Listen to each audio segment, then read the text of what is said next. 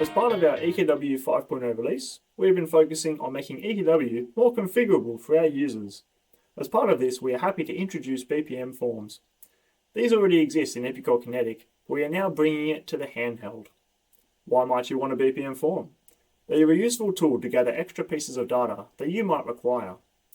I'm going to show you a demonstration now through proof of delivery about capturing extra pieces of information about a package I've just delivered. So in EKW, I'm going to navigate to proof of delivery, pod stage. I'm going to enter my ship date of the 20th of June and retrieve the items for that date. I'm going to select the pack that I'm delivering. Now I set up a BPM form to appear once the person receiving has signed to say they've received the item.